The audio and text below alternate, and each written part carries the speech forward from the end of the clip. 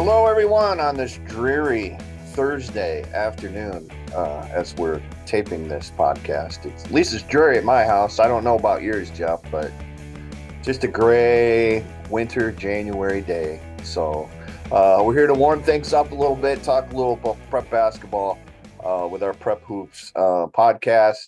I'm Jeff Johnson. He's Jeff Linder. What do you want to start out with, Jeff? Should we? Let's. Your committee came up with the second IHSA rankings for the boys. Any big changes there? Any big movers and shakers up or down? Yeah, I mean, we hadn't done one since the holidays. So I mean, this was it was good to kind of get back at it. Now it's going to be a weekly thing from here on out. So the most interesting thing, I guess, is what happened after the rankings came out Monday, because the top ranked teams in both Class 4A and 3A got beat Tuesday night. So we'll have some new number ones next week. I would think, not saying that's definite, but Cedar Rapids Xavier lost its first game of the season Tuesday up at Dubuque Wahlert. Always a tough place to play. 57-52 is the final there. The Saints had started out with a school best 9-0 start and obviously ranked number one. The rest of the top 10 was Bondurant, Farrar, MLC, Floyd Valley, Sioux City, Heelan. Clear Lake, Williamsburg jumped in there, hadn't been ranked, and was number 6, and then lost Tuesday night. So they might go from not being ranked to being ranked to not being ranked again. We'll see how 3A shakes out next week. And then Webster City, Davenport Assumption, Des Moines, Hoover, and North Polk are your top 10. And then 4A, Waukee Northwest got beat, had been 10-0 and lost at West Des Moines Valley by 11 points on Tuesday night. And we had Valley ranked 6th, or the IHSAA has Valley ranked 6th. Cedar Rapids Kennedy number 2, Waukee number 3, Ankeny Centennial 4, Sioux City East, or Indianola 5, Sioux City East 7, Dubuque Senior 8, Pleasant Valley 9, and Waterloo West 10. And if things kind of shake out as expected on Friday, Kennedy plays at home against Wahlert. Dubuque Senior plays at Cedar Rapids, Washington. Both will be favored to win their games. We could have a new number 1 ranked team in Cedar Rapids Kennedy playing a fellow undefeated team in Dubuque Senior Tuesday night up in Dubuque. So something to perhaps look forward to. Yeah. It's could be a fun drive up on 151 for that one. Yeah.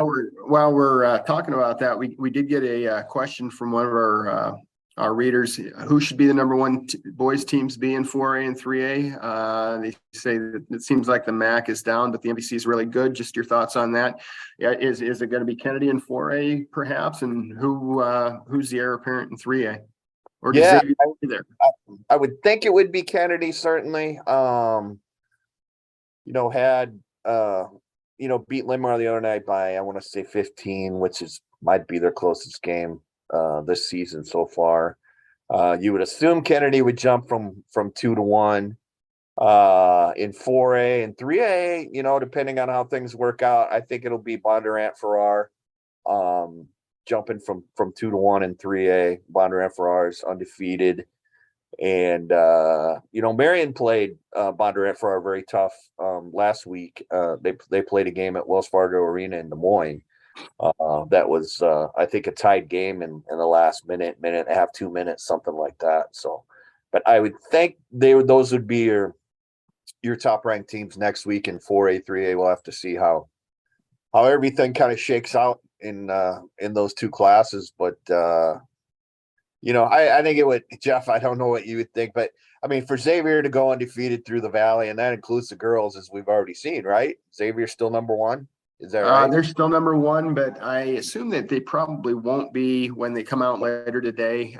They got beat twice last week, and one of them was by North Polk, which is number 3 in 4A. So North Polk might be the top ranked team coming this week. We'll wait and see when that comes out soon. Yeah, I mean, it's a hard ask, for Xavier to go through the NBC undefeated, for sure.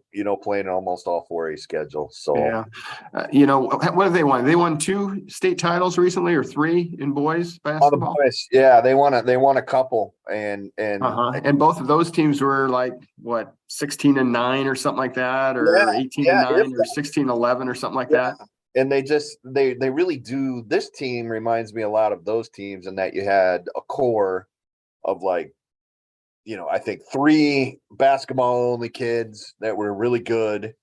And then you had like, your multi-sport athletes, your football players, so to speak, that kind of filled in the other positions and filled those roles perfectly. And this team kind of reminds me of those teams that won state championships with, your Jackson Joneses, your Matt Mims, who's up at South Dakota State playing, Max Teka. Those were kind of the big 3 basketball only guys for the state championship teams. And now you've got, Joe Bean, Aiden Yamelkowski, and Tyler Nedelik here, your 3 basketball only guys for this team. And then you got, your football guys that, contribute in multiple ways. So, that's I see very big similarity, I guess, between the state championship teams on the boys' side that Xavier's had recently and this one, obviously. So Another question yeah. we got. Where would you like to see neutral postseason sites? Dan, one of our readers, said he'd like to see Dubuque Senior, City High, Macokota in the Extreme Arena. Your thoughts about that? What would you do with that? All right, let's preface this by saying the girls, that's not a concern because everything is on the home court of the higher seeded team, correct, Jeff? For 5A and 4A, yes. 3A, 2A, 1A, they still do neutral sites. Okay. So I'll let you answer that. Will you want to answer that? Well, I think that was geared more toward the boys. Like I said, the girls they go home higher seed at home site for the big schools. But what would you do with the boys? I think Macokota is a great gym. You've It been is there, a great right? gym. Oh man, what an unbelievable job that school did with that facility. It's one of my favorites, if not my favorite. In this area. I would say Williamsburg's kind of similar to that too. You walk in and you got the bowl underneath. Yeah, I got to get. I don't know why I haven't been down there or over there, but I got to get down there because I heard very similar things. But I guess this leads into Sunday night. Watching City High and Iowa City West play girl boy doubleheader, and with the sub varsity games, I guess it was a quadruple header played there. First games played at Extreme Arena on the basketball side, and I thought it's a really good facility. I think it's a terrific facility size wise for like post, final sub-state final games. I don't know, maybe 4,000, 5,000, whatever seats available. My only complaint with that or my only concern, I guess, was they put the court right in the middle, Jeff, and you had 2 open ends. So where there was absolutely nothing. So to me, if you're going to use that for postseason, maybe bring in some sort of temporary bleachers to put on the ends for the kids. But then you're creating maybe you got to watch how you're going to get the kids in there, right? They got to come from the concourse down to the floor, and you got to supervise that.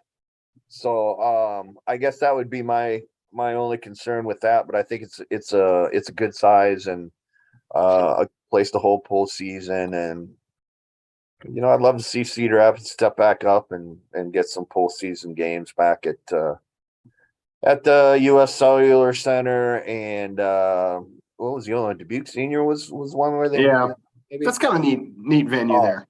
Historic, yeah. A very, very nice gymnasium there.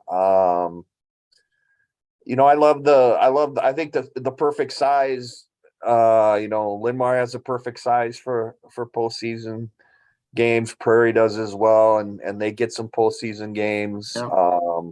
Dan mentioned Iowa City High. You've been in City High's gym? I have not been in their new gym. It's terrific. Is it? It's terrific. Yeah. You got to get in there. It's really nice. What's the seating capacity? Any idea? Oh, I'd say between 2 and 25, maybe more than that. Okay. It's kind of steep, so that it's not, instead of being like a bowl shaped, it's up more like that. So Okay.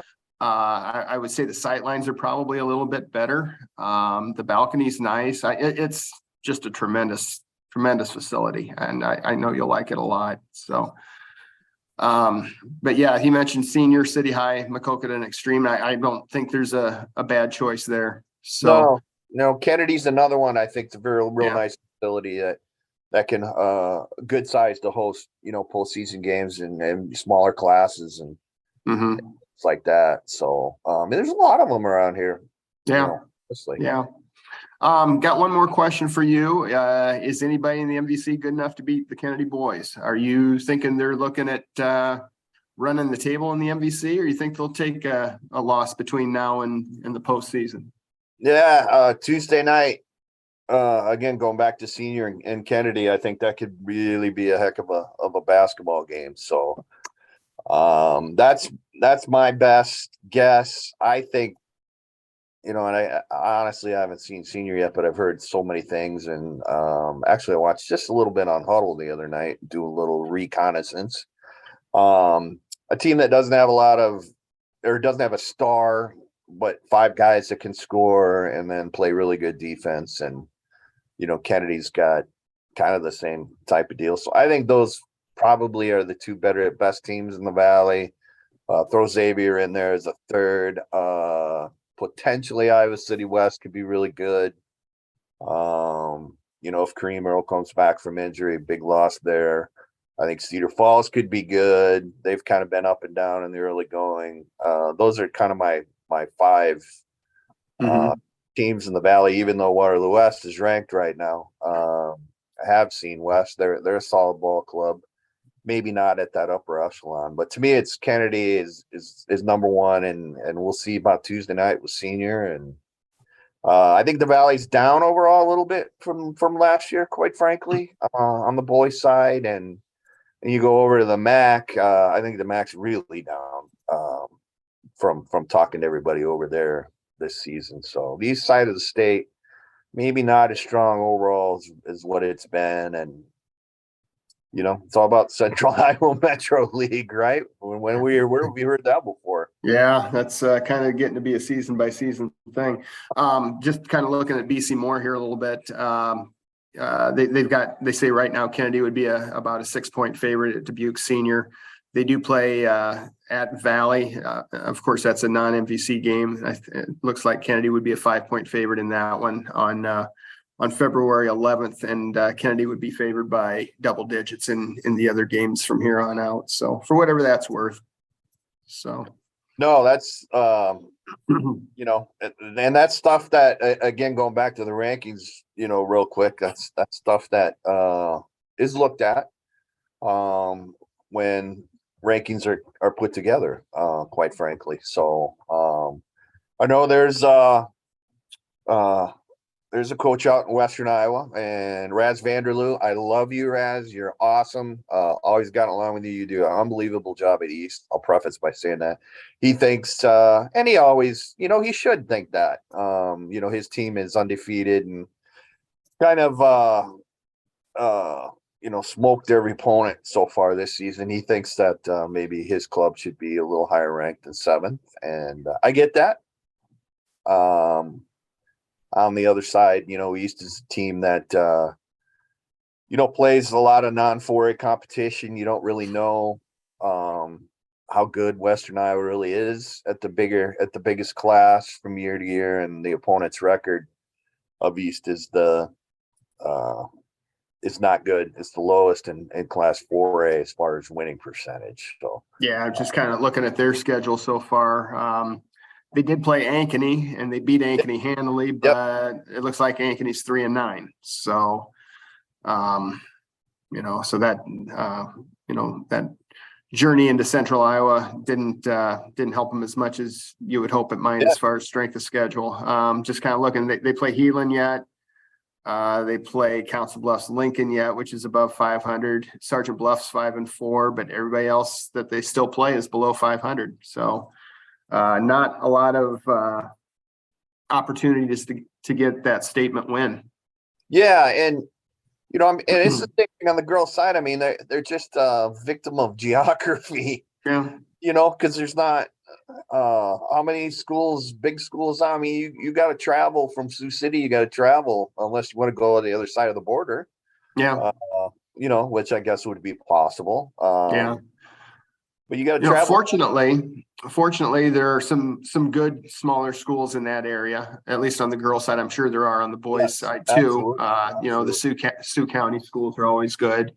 Esterville Lincoln Central's girls are number 1 in 3A. So there are some opportunities out there. Who's the best team in Western Iowa on the girls' side, Jeff? I'd say it's Heelan. Heelan's very good. They're a contender again in 4A. Esterville Lincoln Central's number 1 in 3A. Nolfonda, Algona, Garrigan are, two of the best 1A, probably the 2 best 1A schools in the state, along with North Lynn. So I would say those are probably your biggest plums on the girls' side. And, about the boys. I mean, it's a Boyden Hull. I mean, it goes on and on with the Western's always good. Yeah, Western Christian, absolutely. So there is a lot of great basketball in Western Iowa. It's a smaller school level, no question about that. So let me wrap up. I'm bogarting the time here on the boys, then we'll flip it over here. The rankings in 2A: Central Lions number 1, Appleton Parkersburg, Roland Story, Western Christian, West Burlington. Carroll Kepper, Albernet jumped in there this week, unranked previously. Had a real nice, impressive win last week over Dyersville Beckman. Albernet's jumped from 1A to 2A and is number 7. AHST, Sioux Central, and then MFL Marmac at number 10. MFL will probably fall out next week. It lost to Decorah quite handily on Monday night. Class 1A then, Grandview Christians number 1.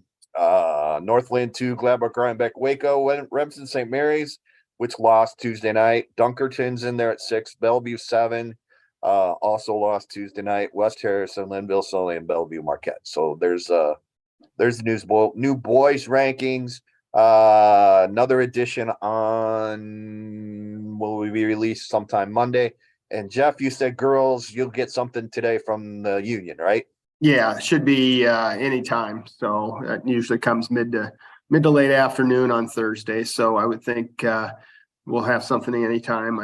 There'll probably be a new number 1 in 4A. Don't know what other changes there'll be. I think Solon will probably make a little jump in 3A. They beat Benton in I think it was a 2 versus 3 or 2 versus 4 game in 3A last week. So that's Solon might move up to about number 2 or so.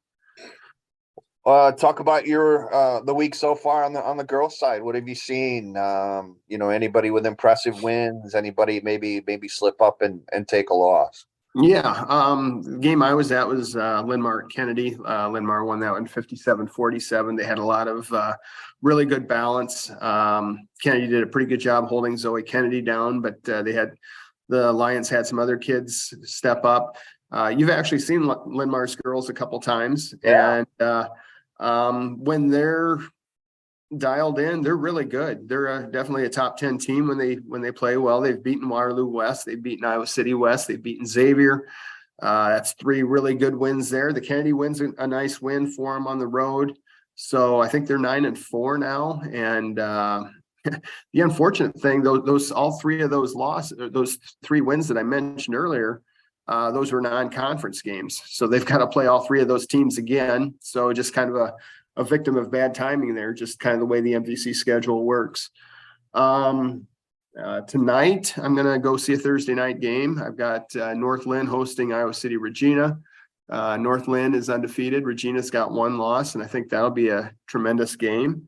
So that's kind of where we're sitting there with that. Tomorrow I've got just another night in the Wamak West. I've got CCA at CPU and in the house that Norman built, and that'll be a lot of fun. You and Norman, the love affair continues. Absolutely. You betcha. How many? It's so hard to tell right now, but I'm guessing you're getting a clearer picture on how, your teams, your top 8 teams in each class that might, be protected, so to speak, when it comes to postseason brackets and things like that. At the biggest school level in 5A, Jeff, how do you think the things will be kind of hashed out? How many opportunities will Eastern Iowa schools have to make the state tournament, in your opinion? I think there's going to be a lot of teams that are going to have a good opportunity to get to the regional finals.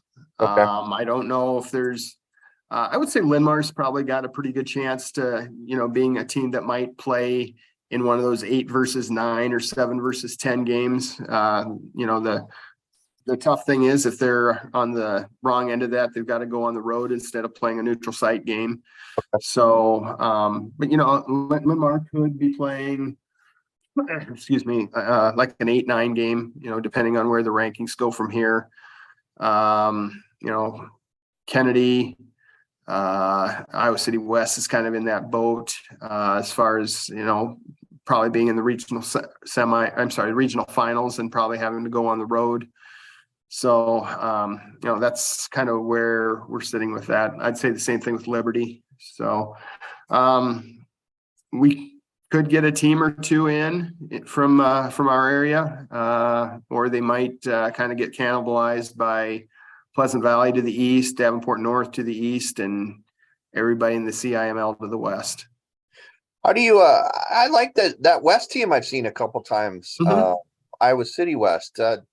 I thought it played really well Sunday afternoon against Iowa City High. Couple really nice players there. Mina Tate. She's going to Dartmouth. Anna Prouty is just she's a great rebounder. She's somebody that's going to give you 8 points, 12 rebounds, night in, night out. Malia Lacey's a really good athlete. They've got good kids. Lucy Wolf can shoot the ball. West is a very good team. Liberty's a good team. So they're one of those teams that will probably be a slight underdog in a regional final, but certainly capable of knocking, somebody that's ranked 5-6 off in a regional final. How's the Tri River stacking up on the girls' side this year? You mentioned Northland being undefeated, and it'll be a real good tonight against Regina. There's a big gap between Northland and everybody else. Springville's kind of asserted itself as the second best team in the Tri Rivers West. Maybe a little bit better than we thought they'd be, but I think Northland beat them by 30 or 40 points in their first matchup. So it's Northland and everybody else. The East has gotten a little bit better. Calamus Wheatland's competitive. Bellevue Marquette's competitive. Lisbon's not bad. But the West is still the better division, and Northland's by far the best team in there. It's been a good league. Yeah. And I don't know if the boys can say this. I know the boys have been really, really successful, but when and if it happens, I think it's when. This will be the 13th year in a row that the Northland girls have won 20 plus games. Wow. That's impressive. Impressive. The River Valley Conference had a shootout last Saturday at Kirkwood. 7 games, 14 of the 15 schools were involved. Cascade the exception, and Cascade's always tied into the Wendy's Classic in Dubuque on that weekend. But I thought it was a good event. The coaches kind of seeded the schools in each division because they don't necessarily have to play each other anymore because there's so many schools. They're counting division games only. So it was North against the South team, in each game. And the girls are having a similar event here coming up a couple of weeks, if I remember right, at Cornell College. Yeah, next weekend. Okay, do you like this kind of Yeah, thing? I do. And I wish I kind of hunger for conference tournaments. I kind of wish they had those, or if they had like the top two teams in each division go into a semifinal format, and then the 3s and 4s could play each other, and so on and so forth. I'd kind of like to see that. And if we would ever get to the point where maybe we'd have basketball over the holidays, that'd be a really good time for something like that. Or you could have like a River Valley Tri-Rivers Classic or something like that. So a lot of ideas out there, but there's only so many games that only so many dates out there. Do you think they should play basketball over the holidays? I know we've talked about this, but it's just talking to all the coaches Saturday in the RVC, it's just like, man, I wish we could play in the holidays. Man, I wish we could play on the holidays.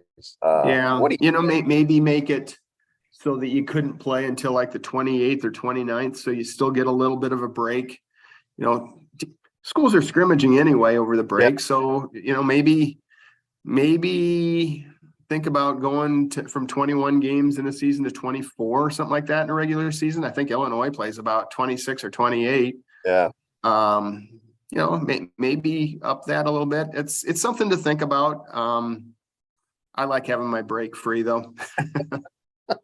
I just, I think it would be cool if, you get a community, to, get a sponsor or something and start an annual, 8-teamer or something like that, where, that becomes a big thing. Like they did, like you said, like they do in Illinois over the break. I see both sides of it. I really do.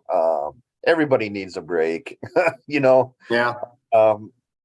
But I think it's kind of a bad thing too that the season kind of gets stopped and then restarted again. And like you said, I mean, there is teams are scrimmaging over break anyway. So kids would rather play games than scrimmage or practice or things like that. So it's the eternal debate. You hear it every year. So, you want to talk about Iowa women real quick? Yeah, they played well last night. They've put together 2 really good performances in a row. They beat last place Northwestern by just about 30 points. I think it was 93-64. I'll tell you, Hannah Stolke, she just keeps coming. She played 14 minutes last night, 17 points, 9 rebounds. She was great. And Lisa Bluter keeps saying, I got to keep finding her more minutes. And I'm sure she'll say it again soon, but she was great. Caitlin Clark had 20 points, 9 rebounds, 14 assists, and a technical foul. She said that she was kind of cussing it herself, and I think that's kind of what the case was, but I don't know. About 3 minutes to go. She's still on the floor with 4 substitutes trying to get that 10th rebound and another triple double. And Bluter finally takes her out. And then about 30 seconds after that, Bluter puts her back in. And I'm thinking, oh boy, she gets hurt. There's going to be some questions to be answered, but she didn't. She never got the 10th rebound, but I think she piled up about 4 more assists. So she was playing with like the 10th, 11th, 12th, and 13th kids on the roster at that point. So, I don't know. I asked Coach, is the risk worth the reward in that case? And she says, well, I like it when the kids get the accolades and stuff, but if she tweaks a hamstring or tears an ACL, I'm sure she'd feel a little bit different about it. Yeah, she's gotten plenty of accolades already. Everybody knows who she is. So I understand what you're saying there. Yeah. About the risk reward. I'm not sure about that, but yeah, they're the coaches. We don't know anything for sure. So, let's see. You and I, Drake, Yeah, UNI women beat Drake at the buzzer last night in Des Moines. Maya McDermott hit a shot with less than a second left, and I think they beat Drake for the first time in, I don't know, 4 or 5 games. And that the MVC women's race is tight. I think they're going into last night. I think there were 6 teams tied for first place. Iowa State got a nice win, but they're going to be a little bit of a different team now without Stephanie Suarez. So that's a big loss for them. How's Iowa State playing right now? Women. Well, they're playing well. Suarez was a big loss, but I think they're ranked about 15th. Just one Big 12 loss so far, and I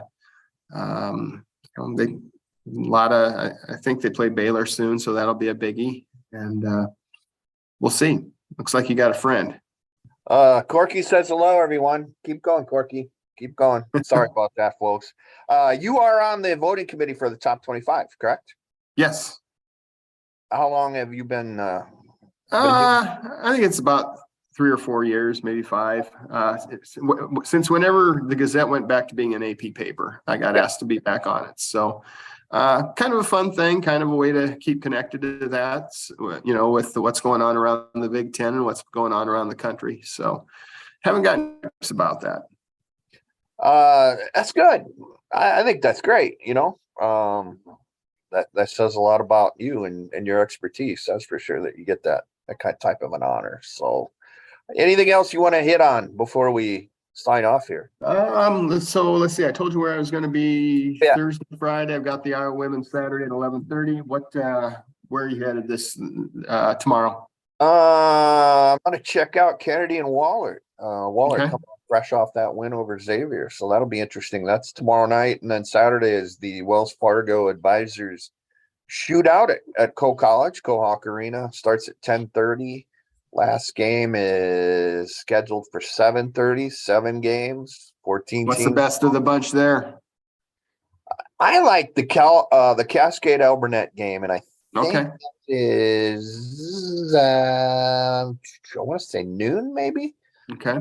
Like that, but Cascade's like 9-3, something like that. 10-3. Albernet, as I mentioned earlier, has just jumped into the rankings and in 2A this season. So I like that, but you get a chance to to see some schools not in the area, our area, that are coming over. Really looking forward to seeing a Dunkerton team that's ranked in the top 10 and in 1A. There, I think Dunkerton's playing Central City, which is had a nice little season so far. So good. Ames is coming over to play Pleasant Valley. So again, a couple of teams that are schools that you don't usually see. So tickets at the door. Come on over if you want, folks. There's going to be basketball all day, all night. So that's what that's my weekend, I guess. So all right, sounds good. So, folks, you know what? I'm going to let you go out because I'm going to say KJ's favorite. All right. At the very end. So all right, well, that's it for us. Thanks for listening, thanks for watching, and JJ, polish us off here. Keep your head on a swivel and your feet planted while you're taking a charge. Thanks, folks. We'll see you next week.